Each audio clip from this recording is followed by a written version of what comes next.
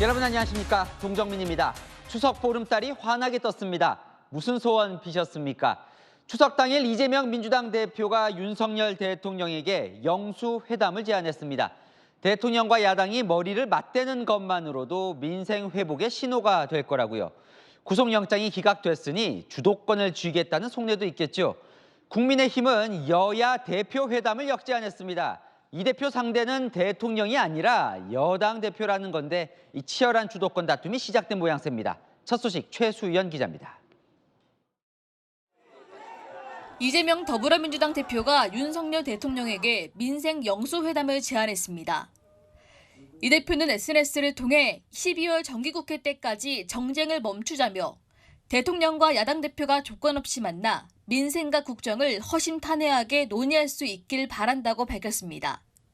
전향적인 결단을 기대한다면서 대통령님이라는 표현도 썼습니다.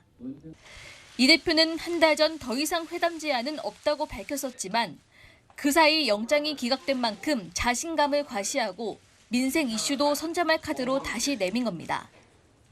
이거 무슨 영수회담을 애걸하는 것도 아니고 할 것 같지도 않아서 다시 제안하거나 이러지는 않을 생각입니다. 민주당 관계자는 대통령이 응할지는 지켜봐야겠지만 이번 제안으로 전국의 주도권은 이 대표에게 왔다고 본다고 전했습니다. 국민의힘은 김기현 대표를 만나는 게 우선이라고 맞받았습니다.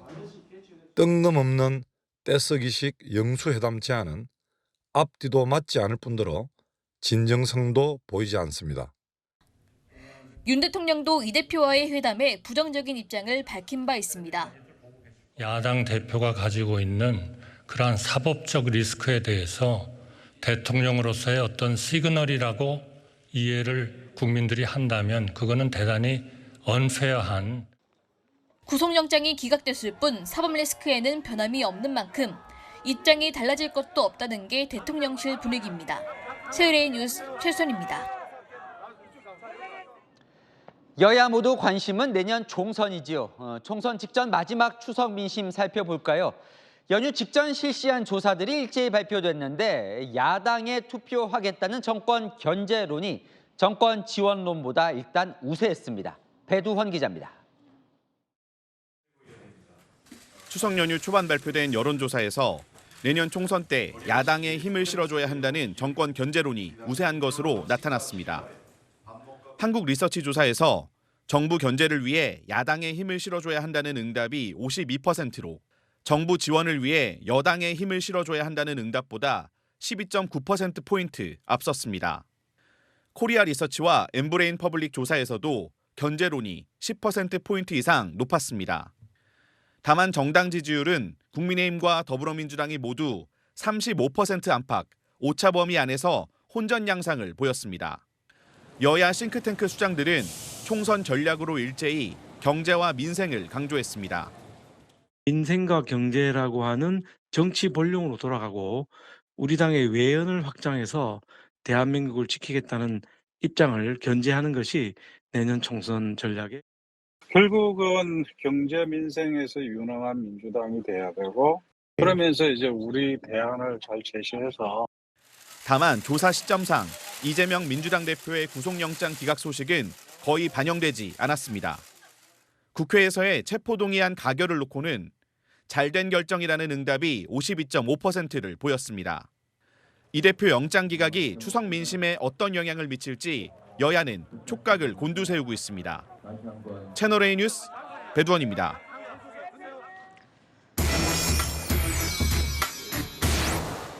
아는 기자 아자 나왔습니다. 정치부 김민지 기자 나와 있습니다. 방금 추석 민심 살펴봤습니다. 많은 분들이 또 정치 얘기하시고 계실 것 같은데 네. 민주당이 유리한 겁니까? 현재로 보면?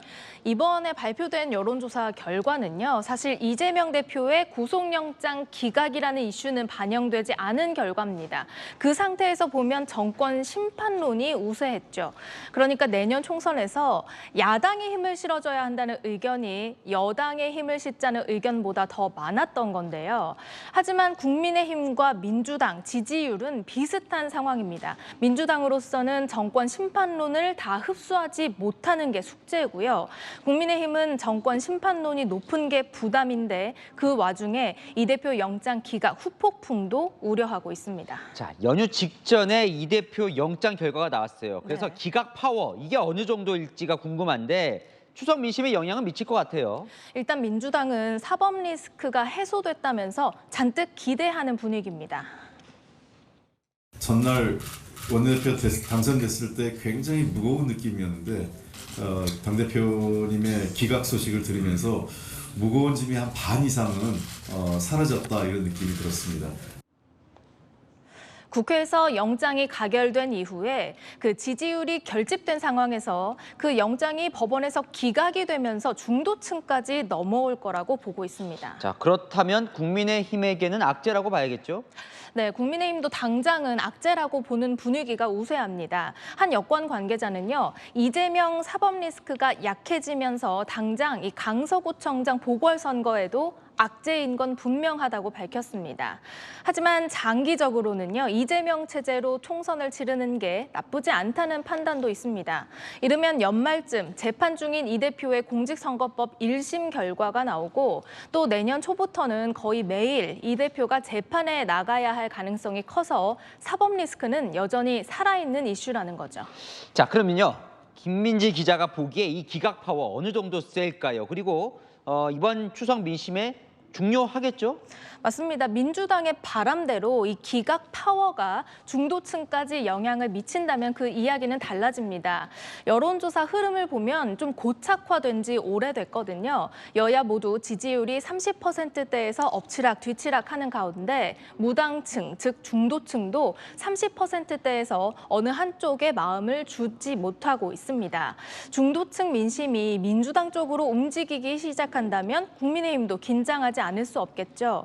국민의힘 내부에서도 찬밥 더운 밥 가릴 때가 아니라면서 한동훈 장관의 수도권 차출 이야기도 나오고 있습니다. 다만 기각 이후에 보수층이 위기감을 느끼면서 더 결집할 가능성도 배제할 수는 없습니다. 중도층이 움직이지 않는다면 추석 전과 이 정치 상황은 크게 바뀌지 않을 겁니다. 이 와중에 이재명 대표가 오늘 영수회담을 다시 제안했는데 이 역시 아까 지금까지 얘기한 이 기각 파워를 극대화하려는 의도가 있겠죠. 맞습니다. 여러 가지 포석이 깔린 제안인데요. 일단 사법 리스크가 해소됐다는 자신감, 과시용 성격이 큽니다. 이제 대통령이 날 만나지 않을 이유가 없다라는 거죠. 민주당 관계자는 앞으로 윤석열 대통령을 향해 정무적 메시지를 더 내놓을 것이라고 했는데요. 내 상대는 대통령이다라면서 정치적 체급을 키우는 포석도 있고 또 민생을 챙기는 통 큰 정치를 하는 그런 모습도 노린 걸로 보입니다. 반면 국민의힘은 예상된 카드였다면서 곧바로 여야 대표 회담으로 선을 그었는데요. 이 대표의 상대는 김기현 국민의힘 대표라는 거죠. 결국 영수회담 제안은 힘겨루기로 끝날 가능성이 커 보입니다. 그러니까 연휴 끝나고 추석 민심은 특히 이 중도층을 주목해야 한다 이런 얘기네요. 네, 네. 지금까지 잘 들었습니다. 아는 기자 김민지 기자였습니다. 네, 추석날 맞춰서 윤석열 대통령은 히로시마 원폭 피해 동포들을 초청했습니다. 지난 5월 히로시마 방문 때 모시겠다고 약속한 바 있죠. 윤 대통령은 한일 관계를 미래지향적으로 발전시켜서 동포를 잘 보듬겠다라고 강조했습니다. 홍지은 기자입니다. 78년이라는 시간이 걸렸습니다. 너무 늦어서 죄송하다는 말씀을 다시 한번 드립니다. 윤석열 대통령이 추석날 1945년 원자폭탄 투하로 피해를 입은 일본 히로시마 동포와 가족 85명을 초청했습니다. 윤 대통령은 지난 5월 히로시마 한국인 위령비 참배전 피해자 가족을 만나 한국 초청을 약속한 바 있습니다. 과거사가 한일 관계의 발목을 잡으면서 원폭 피해를 입은 우리 동포들도 상대적으로 외면받아왔습니다. 오래도록 불편했던 한일 관계가 여러분의 삶을 힘들게 했다는 것 역시 잘 알고 있습니다. 정부는 동포 여러분의 아픔을 다시는 외면하지 않겠습니다. 대통령실 관계자는 한일 관계도 개선이 된 만큼 피해 동포 지원에 일본 정부가 더 관심을 가질 것으로 본다고 말했습니다. 원폭의 공포를 아는 참석자들은 북한의 핵무기 개발에 우려도 표했습니다. 연못은 핵무기가 없는 세계입니다. 최근 그 암만 같은 핵무기가 한반도에도 다시 등장한 것에 잠당함을 느낍니다. 채널A 뉴스 홍지은입니다. 네, 미국 국방부가 9년 만에 새 대량 살상 무기 대응 전략을 발표하면서 북한을 처음으로 위협 대상으로 평가했습니다.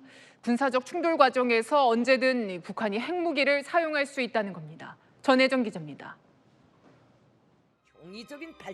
미국 국방부가 현지 시각 어제 9년 만에 발표한 대량 살상 무기 WMD 대응 전략의 핵심은 북한이었습니다. 미국 정부가 이란 등과 함께 북한을 구체적으로 콕 집어 지속적인 위협 요인으로 거론한 겁니다. 구체적인 위협은 핵무기로 김정은 정권이 그 존립의 위협을 받게 되면 군사적 충돌 과정에서 언제든지 핵무기를 사용할 수 있다고 짚었습니다.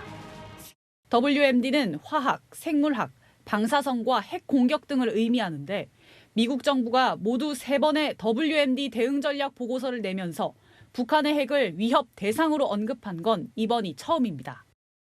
So the DPRK's unlawful WMD and ballistic missile programs constitute a threat to international peace and security and the global non-proliferation regime. The only viable path forward is through diplomacy. 북한은 지난해 9월 최고인민회의에서 핵무력 정책을 법령화한 데 이어 이틀 전 끝난 최근 회의에선 핵무기 발전의 고도화를 헌법에 명시하는 등 핵 도발 의지를 노골적으로 드러냈습니다. 핵 보유국의 현 지위를 절대로 변경시켜서도 양보하여서도 안 되며 오히려 핵무력을 지속적으로 더욱 강화해 나가야 한다는 것이. 미국은 또 북한이 화학작용제 수천 톤을 이미 가지고 있다면서 화학무기 살포에 대한 우려도 나타냈습니다. 채널A 뉴스 전혜정입니다.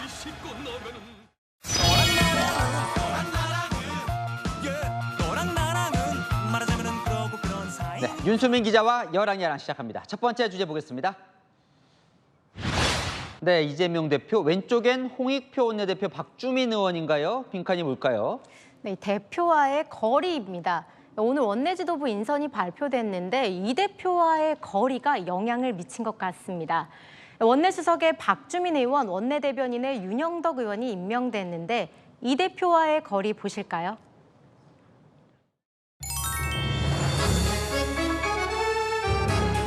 이재명 대표에 대한 검찰 수사의 부당성에 대해서 말씀드리기 위해 이 자리에 섰습니다. 부디 부결에 투표해 주시길.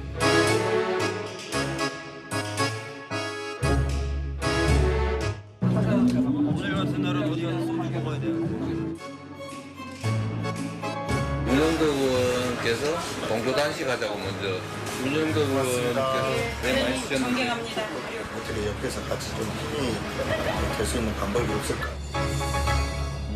그러니까 원내수석 박주민 의원은 이 대표 대신 입장문을 낭독했고 원내대변인 윤영덕 의원은 단식에 동참했던 의원이군요. 네, 이 원내수석 대변인 모두 이 지난 박광훈 원내대표 체제에선 이 비명계 자리였으니 이 친명계 색채가 강해졌죠. 정책 수석 자리도 거리가 가까운 사람에게 갔습니다.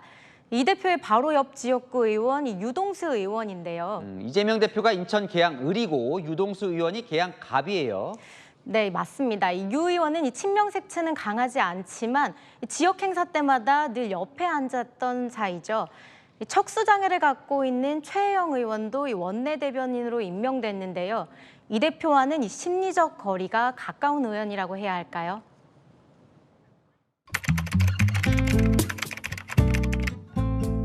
저도 장애인이기 때문에 장애인의 고통을 너무 잘 압니다.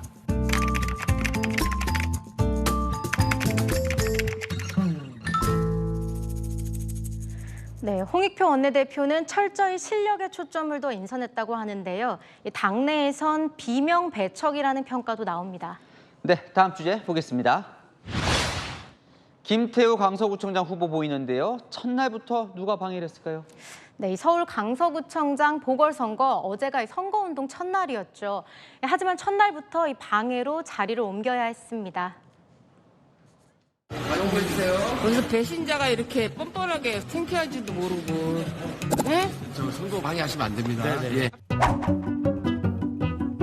이런 사람은 뽑으면 안 됩니다. 여러분들의 혈세가 낭비되고 있습니다. 열받지? 약까지 올리는 것 같은데 왜 배신자라고 하는 거예요?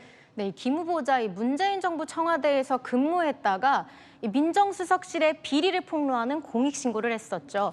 그러다 보니 민주당 지지자들에게 배신자라고 미운털이 박힌 겁니다. 뭐 이해가 안 가는 건 아니지만 그렇다고 또 방해를 해서는 안 되겠죠. 네, 이 영상이 퍼지자 한 누리꾼이 선거 유세를 방해했다며 고발하기도 했는데요.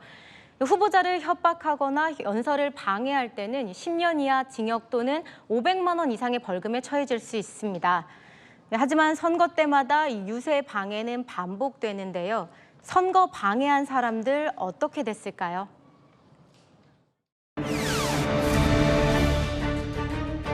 지금 이런 행위는 명백하게 선거운동 방해입니다.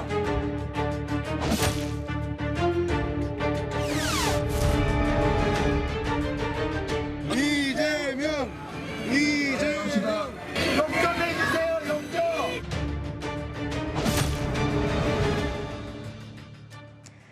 네, 이 선거에 관심을 가지는 건 좋은 일이지만 이렇게 선을 넘는 방해는 절대로 하면 안 되겠죠. 네, 지금까지 여랑야랑이었습니다. 이 명절 때마다 이런 안타까운 뉴스가 들려옵니다. 추석을 맞아 부모 집을 찾은 40대 아들이 70대 부모와 아내를 둔기로 때려 경찰에 긴급 체포됐습니다. 재산 상속 문제가 화근이었습니다. 조현진 기자입니다. 인적이 끊긴 집. 현관문엔 노란색 통제선이 쳐져 있습니다. 사건이 벌어진 건 새벽 0시 47분쯤입니다. 40대 A씨가 70대 부모에게 둔기를 휘두른 뒤 이를 말리는 아내도 폭행했습니다. 피해자들은 병원에 옮겨졌는데 다행히 생명엔 지장이 없는 것으로 파악됐습니다. 부부의 둔기로 인해서 출혈 발생했는 그 정도만 알고 있거든요. 피해자 신고를 받고 출동한 경찰은 현장에서 A씨를 긴급 체포했습니다. A씨는 추석 연휴를 맞아 부모 집을 찾았는데 재산 상속 문제로 말다툼을 하다 범행을 저지른 것으로 조사됐습니다. 경찰은 살해 의도가 있었다고 보고 존속살해 미수 혐의를 적용해 구속영장을 신청할 방침입니다. 커다란 불길과 연기가 건물을 뒤덮었습니다. 소방대원들이 물을 뿌려대지만 불길은 사그라지지 않습니다. 새벽 5시쯤 인천의 한 자원순환시설에서 불이 났습니다. 직원들이 긴급 대피하면서 인명피해는 없었지만 불은 공장 건물을 모두 태운 뒤 5시간 만에 꺼졌습니다. 해경대원들이 정박된 선박들 사이 좁은 틈에서 여성을 들어올립니다. 네, 잠시만요. 하나, 둘, 셋. 20대 여성이 바다에 빠졌다는 신고가 접수된 건 새벽 1시 50분쯤. 해경은 신고 접수 5분 만에 현장에 도착해 여성을 구조했습니다. 해경은 여성이 술에 취한 상태에서 어선에 올라갔다가 바다에 빠진 것으로 보고 있습니다. 채널A 뉴스 조현진입니다. 확실하게 밟아줄게. 이 정도라면 폭언으로 보십니까? 아니면 용인할 수 있는 수준으로 보십니까? 대법원이 직장 내 갈등에서 벌어질 수 있는 폭언의 처벌 기준을 사실상 제시했습니다. 남영주 기자입니다. 중소기업 대표 A씨는 지난 2021년 업무 시간에 게임을 하는 등 근무 태도가 좋지 않은 직원 B씨에게 해고 통보를 하다 언쟁을 벌였습니다. A씨는 확실하게 밟아줄게, 반드시 혹독한 대가를 치른다, 조용히 나가라는 등의 위협적인 메시지 7개를 보냈고 결국 고소당했습니다. 정보통신망법상 불안감을 주는 문자를 반복해서 보내면 처벌됩니다. 1, 2심은 유죄로 판단하고 벌금 150만 원을 선고했습니다. 반면 대법원은 처벌할 수 없다고 봤습니다. 충동적으로 다소 과격한 표현을 썼지만 해고를 받아들이지 않는 직원에게 의사표시를 명확히 한 것이라며 불안감 조성을 위한 게 아니라고 판단했습니다. 또 7차례 보낸 메시지를 반복 전송으로 볼 수 없다고도 밝혔습니다. 어절이나 문구로 쪼개어 보낸 건 내용상 하나의 메시지로 판단한 겁니다. 대법원은 이를 메시지 7개가 아니라 3시간 동안 3개의 메시지를 보낸 것이라고 평가했습니다. 전체 대화의 맥락이나 의미로 판단을 해야 하고 반복적인지에 대해서도 의미 전달 단위인 문장 단위로 판단하는 것이 옳다는 취지입니다. 법조계에서는 이번 판결로 직장 내 갈등이 형사 법정으로 번지는 사례가 줄어들 것으로 보고 있습니다. 채널A 뉴스 남영주입니다. 오늘 귀성 차량, 귀경 차량이 뒤섞이면서 고속도로는 극심한 혼잡을 빚고 있습니다. 그러다 보니 휴게소로 많은 인파가 몰리고 있는데 지나간 자리가 아름답질 못합니다. 쓰레기가 산더미입니다. 김대욱 기자입니다. 충남 지역 한 고속도로 휴게소. 직원들이 쓰레기를 치우느라 분주합니다. 금세 트럭의 쓰레기가 산더미처럼 쌓입니다. 치워도 끝이 안 보이니 저절로 한숨이 나옵니다. 안에 담긴 비닐봉지를 열어봤습니다. 과자 봉지에 플라스틱 병, 음료캔 등이 분리가 안 된 상태로 뒤엉켜 있습니다. 휴게소에서 팔지 않는 일회용 커피컵도 나옵니다. 플라스틱과 종이 등을 분리 배출해달라는 안내문이 무색합니다. 모두 휴게소에 들른 손님들이 몰래 버리고 간 것들입니다. 치우는 비용은 고스란히 휴게소 목. 명절 때마다 쓰레기 처리 인력을 늘리는 게 일상이 됐습니다. 평소에는 한 0.5톤 정도 되는데요. 명절 때는 3, 4배 정도 증가한 것으로 보면 되겠습니다. 다른 휴게소도 마찬가지. 먹다 남은 음식물과 비닐봉지가 바닥에 나뒹굽니다. 입구에 있는 충돌 방지통엔 먹다만 커피컵에 침 따버린 등산화까지 나옵니다. 상주 인력이 없는 고속도로 졸음쉼터는 더욱 심각합니다. 쓰레기통은 꽉 찬 지 오래, 분리수거는 남의 이야기입니다. 길가와 울타리 밖에도 봉지째 버린 쓰레기들이 보입니다. 고속도로 이용객들이 버리고 간 쓰레기들이 널브러져 있습니다. 담배꽁초를 주워보니 5분도 안 돼 이렇게 양손 한가득 쌓였습니다. 미관상 안 좋고, 이게 우리나라의 국민성이 딱 표시하는 거 아니에요. 명절 때마다 반복되는 고속도로 쓰레기 문제. 고속도로 이용객들의 성숙한 시민의식이 아쉬운 대목입니다. 채널A 뉴스 김대욱입니다. 가족과 함께하는 명절이지만 그래서 더 외로운 분들도 계십니다. 무료 급식소가 오늘 더 붐비는 이유인데요. 가족이 없는 어르신들, 명절 음식도 반갑지만 무엇보다 함께 먹을 이웃이 있어 행복하다고 합니다. 최재원 기자입니다. 커다란 솥에 갈비가 한가득 담겨 있습니다. 자원봉사자들이 윤기가 흐르는 송편을 포장 용기에 옮겨 담습니다. 무료 급식소에서 추석맞이 특식을 준비하는 겁니다. 오늘 LA 갈비하고 무채하고 또 소고기 묵국하고 송편 있고 또 양말 하나도 준비했고 선물. 급식소 밖에는 이미 길다란 줄이 늘어섰습니다. 먹음직스러운 명절 음식에 어르신들 얼굴엔 웃음꽃이 핍니다. 아, 빼다고. 그거부터 훑어 먹었지 뭐. 그거부터 먹고 그냥 생기지도 않고 그냥 또 밥을 자꾸 떠 먹고. 맛없는 게 없어. 너무 맛있어. 가족을 만나지 못해 적적했던 마음도 조금은 달래집니다. 근데 지금은 손자들도 다 해 미유가 있고 없어. 그러니까 거리가 멀어지는 거야 이제. 적적하죠. 적적한데 자식이 전화를 안 받는데 어떻게? 자식들이 오면은 추석 밥이라도 한 그릇 먹고 그러려고 해야지. 갈 데가 없으니까 여기 와서 놀다가 여기서 시간 보내다가. 오늘 하루 급식소를 찾은 어르신은 400여 명. 치솟는 물가에 소고기며 채소며 음식 마련하는 일이 쉽지 않지만 어르신들의 행복한 얼굴, 고맙다는 말 한마디가 원동력이 됩니다. 추석 명절날 자손들하고 앉아서 이렇게 덕담이라도 나눠야 할 그런 분들인데 그 할아버지들 가시면서 잘 먹었다고 그러면서 이제 감사하다고 그러고 인사하고 가셨을 때 365일 문을 연다는 무료 급식소. 이번 연휴도 어르신들의 허기와 외로움을 채워주고 있습니다. 채널A 뉴스 최재원입니다. 이제 이렇게 다 차려놓고 제사 지내는 가정이 점점 줄어들고 있죠. 차례, 성묘, 추석 풍경이 바뀌고 있습니다. 이혜주 기자입니다. 추석을 맞아 차례상 준비에 나서는 강현민 씨 가족. 직접 음식을 장만하는 대신 노트북 앞에 모여 앉습니다. 평소에 아버지가 좋아하셨던 걸 좀 올리고 싶은데 뭐 좋아하셨는데? 막걸리. 더 두개. 차례상에 올릴 음식 이미지를 고르면 10분도 안 돼 차례상이 완성됩니다. 모처럼 오늘은 조카들까지 와가지고 너무 좋네요. 많이 드시고 가십시오. 누구나 무료로 이용 가능한 온라인 차례 서비스로 코로나19 당시 본격 운영된 이후 올해 설에도 20만 명 가까이 이용했습니다.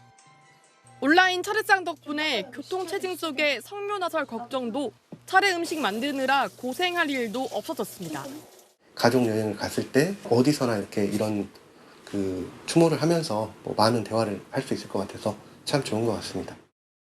간편해진 건 차례상뿐만 아닙니다. 보관하기 어려운 병풍 대신 휴대폰을 텔레비전에 연결해 이미지를 진짜처럼 화면에 띄워주는 디지털 병풍도 인기입니다. 한자 세대가 아닌 젊은이에겐 너무나 어려운 지방 쓰기. 차례 모실 분의 성씨 등만 입력하면 차례상에 올릴 지방도 간편하게 출력할 수 있습니다.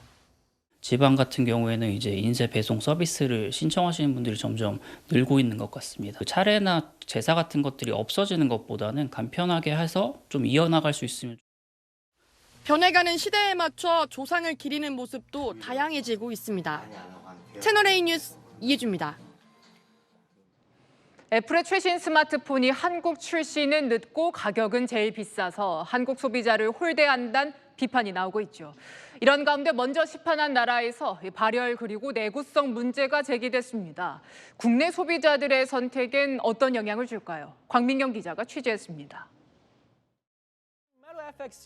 한 중국 IT 유튜버의 아이폰 15 프로 발열 실험 영상입니다. 고사양 게임을 한 지 30분 만에 온도가 48.1도까지 올라갑니다. iPhone 15 Pro surface temperature set a new record in my experience with iPhone, reaching a staggering 48 degrees in games. 아이폰 15가 지난 22일 미국과 중국 등 40여 개국에서 우선 출시된 이후 발열 문제가 심각하다는 혹평이 쏟아지고 있습니다. 해외 인터넷 커뮤니티에는 너무 뜨거워 잡기 힘들다는 글들이 이어집니다. 가볍고 튼튼한 티타늄 소재를 아이폰 15 프로 모델에 처음 적용했지만 예상과 달리 내구성이 약하다는 지적도 제기됐습니다. 아이폰 15 프로를 전작과 동시에 여러 번 떨어뜨렸더니 본체가 더 많이 깨지고 카메라 렌즈는 분리됐습니다. 또 양손으로 아이폰 15 프로를 살짝 구부리자 몇 초 만에 기기 후면이 부서지기도 합니다. 아이폰 15는 1차 출시국보다 3주나 늦은 다음 달 13일 우리나라에 출시됩니다. 가격도 한국이 가장 비싸 다른 나라와 최대 18만 원 차이가 납니다. 한국 소비자를 홀대한다는 비판에 품질 논란까지 불거지자 기존 이용자들은 냉담한 반응입니다. 핸드폰 발열이 좀 되면 속도도 느려지고 이래서 사려고 했었는데 그래서 그 발열 때문에 고민을 좀 많이 하고 있어요. 후기들을 좀 찾아보니까 많이 잘 깨진다고도 하고 가격도 그렇게 메리트가 있는 건 아니라고 생각을 해서 고려 중이에요. 국내 20대의 65%가 아이폰을 사용하는 가운데 이번 발열 논란이 국내 시장에 어떤 영향을 미칠지 관심이 쏠립니다. 채널A 뉴스 광민경입니다. 네, 추석 저녁의 묘미는 아무래도 보름달 복이죠. 지금 오늘은 더욱더 특별합니다. 그 이유는 이번 올해 마지막 슈퍼문이기 때문인데요. 지금 좀 흐리지만 구름 사이로 보름달이 반짝 빛나고 있습니다. 날도 선선해서 많은 시민들이 달맞이 나온 모습을 보고 있습니다. 내일 아침 짙은 안개가 끼겠습니다. 또 한낮에도 구름이 많겠고요. 곳곳에 비가 내리겠습니다. 경기 북부와 호남의 최고 20mm, 그 밖에는 빗방울 정도가 되겠습니다. 내일 비교적 선선하겠습니다. 아침 기온 15도 안팎에서 시작돼 한낮엔 25도 선까지 오르겠습니다. 내일 이후 별다른 비 소식 없습니다. 다만 모레부터는 아침 기온이 13도 안팎으로 떨어져서 아침 공기가 차가워지겠습니다. 지금까지 서울 남산타워에서 채널A 뉴스 정재경입니다. 처음이라도 반갑습니다. 늘 남의 잔치였던 수영에서 지금까지 메달 18개 땄습니다. 황선우만 잘하는 줄 알았더니 김우민, 지유찬, 백인철, 게다가 여자 선수까지 출전하면 메달입니다. 비결이 뭘까? 코치는 이렇게 말하더군요. 막내인 황선우가 우리도 할 수 있다는 신선한 자극이 됐고 다른 형 누나들도 같이 잘해보자며 서로 격려해 동반 상승했다고요. 도전 정신과 협동으로 일궈낸 수영 황금 세대, 늘 정체된 채 싸움만 하는 이 기성 정치보다 훨씬 낫습니다. 마침표 찍겠습니다. 함께라서 강해진 수영 황금 세대. 뉴스에 마칩니다. 감사합니다.